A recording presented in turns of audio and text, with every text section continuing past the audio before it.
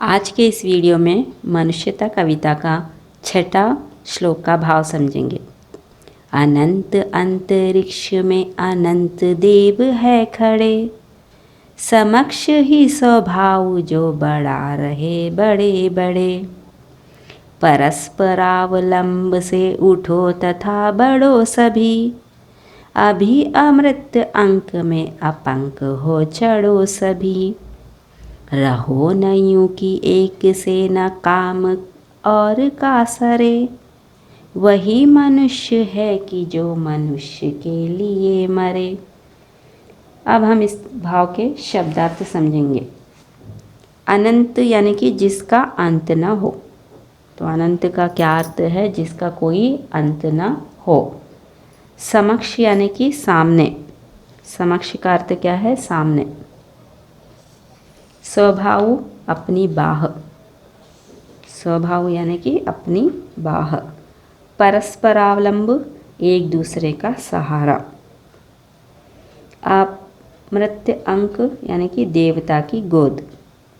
अपंक कलंक रहित, मीन्स बिना कलंक के, ठीक है, बिना, विदाउट बैड नेम।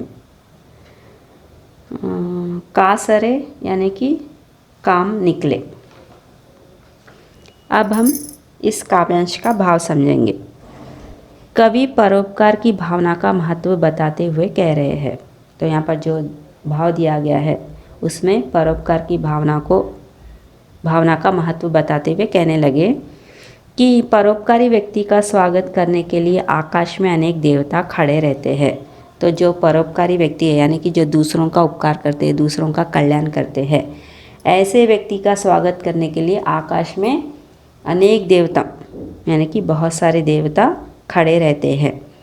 वे बाह फैलाए उनका स्वागत करते हैं। तो वे बाहें फैलाकर क्या करते हैं? ऐसे व्यक्ति का स्वागत करते हैं। इसलिए हे मानव, एक दूसरे का सहारा बनते हुए आगे बढ़ो। तो कवि कहने लगे इसलिए मनुष्य को क्या कहा गया? हे मानव, कि एक दूसरे का सहारा बनते हुए आगे बढ़ो, यानी कि एक दूसरा का साथ देते हुए आगे बढ़ने के लिए कहा गया है। तुम केवल अपने बारे में न सोचो। तो क्या कहा गया है यहाँ पर? कि केवल अपने बारे में यानी कि स्वयं के बारे में नहीं सोचना है, और इस मरणशील संसार में रहते हुए बिना कीचड़ के रहो। तो इस मरणशील संसार में यानी कि हमने इस संसार में जन्म लिया है मनुष्य ने, तो उसे मरना भी है। तो ऐसे संसार में हमें कैसे रहना है? बिना कीचड़ के रहो, यानी कि बिना कलंक के रहने के लिए कहा गया है। अर्थात स्वार्थी का कलंक लगाकर न रहो। अर्थात क्या कहा गया है? कि स्वार्थी का कलंक, स्वार्थी यानी कि केवल अपने बारे में ही सोचना, तो ऐसा कलंक लगाकर न रहने के लिए यहाँ पर कहा गया है। तुम इस प्रकार जियो कि देवलोक में तुम्हें स्थान मिले। तो मनुष्य को ऐसा जीने के लिए कहा गया है ताकि मरने के बाद उसे देवलोक में स्थान मिले। एक दूसरे के सहयोग से महान कार्य करो। तो एक दूसरे का साथ देते हुए महान कार्य करने के लिए भी कहा गया है। और निर्मल जीवन जियो। तो कैसा जीवन जीने के लिए कहा गया है? निर्मल यानी कि पवित्र साफ जीवन जीने के लिए यहाँ पर कहा गया है। सच्चा मानव वही है जो दूसरे मनुष्यों के काम आए, अर्थात परोपकार का भाव रखे। तो सच्चा व्यक्ति वही है जो दूसरों के काम आए, अर्थात उसके अंदर परोपकार के भाव होने चाहिए, परोपकार का भाव रखे।